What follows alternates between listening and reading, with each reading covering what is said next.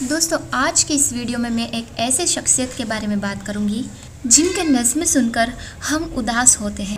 ये मेरे शेर मेरे आखिरी नजरा, जिनके गीतों में हम अपने जज्बात खो देते हैं। तंग आ चुके हैं कश्मकशे जिंदगी से हम, मिलते हैं बिछड़ जाने को और दिल जाते हैं यादें।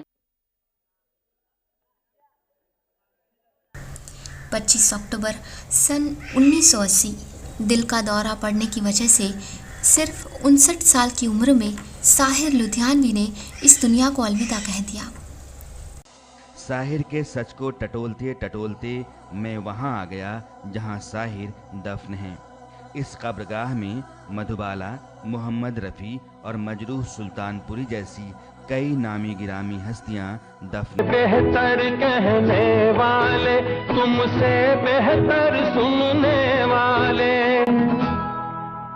मैं पल दो पल का शायर हूँ, जिनके अल्फाज में हमें पनाह मिलती है। फिर खो न जाए हम कहीं दुनिया की भीड़ में। वो है एक ऐसे शायर, गीतकार, कलमकार जिनकी शायरी में नरम और नाजुक लफ्ज हैं। चांदनी रातें प्यार की बातें खो गई, कहीं उदासी का दरिया है, वादियों का जश्न मनाता चला गया, हर फिक्र को धुएं, कहीं विद्रोह की आग है, कहीं नाकामी है, कहीं मोहभंग है तो कहीं रोमानियत का उफान है। न मैं तुमसे कोई उम्मीद रखूं। दोस्तों अब तो आप समझ ही गए होंगे कि मैं किन के बारे में बात कर रही हूँ। जी हाँ दोस्तों, वो है शायर और गीतकार साहिर लुधियानवी, जिन्होंने कुछ बेहद सरोकार भरे गीत हिंदी सिनेमा को दिए।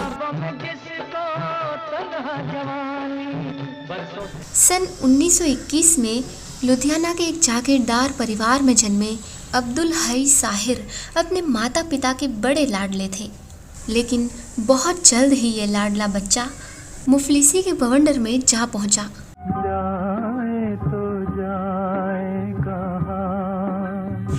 जब उस छोटे बच्चे की मां ने अपने पति का घर हमेशा हमेशा के लिए छोड़ दिया, धुतकार दिया रत्न जन्म दिया मर्दू। 1943 के आसपास साहिर लुधियानवी आर्थिक जद्दोजहद में दबते हुए छोटी मोटी नौकरियों का साया तलाश कर रहे थे। उनके मन में कहीं एक उम्मीद की किरण थी जो उन्हें दिलासा दे रही थी। सुबह कभी तो आएगी।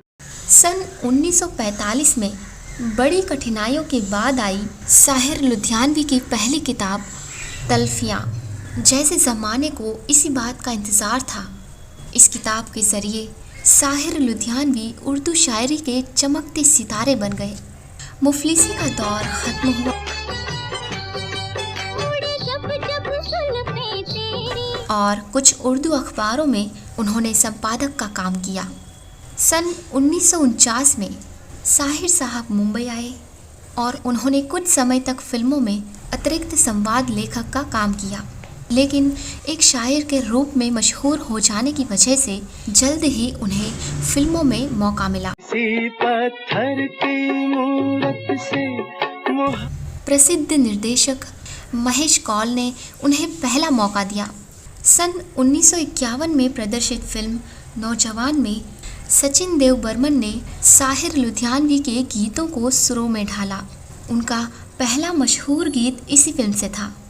दोस्तों इसी साल गुरुदत्त की फिल्म बाजी के गीतों ने साहिर लुधियानवी को स्थापित करने में महत्वपूर्ण भूमिका निभाई। तदबीर से बिगड़ी हुई तकदीर बना ले।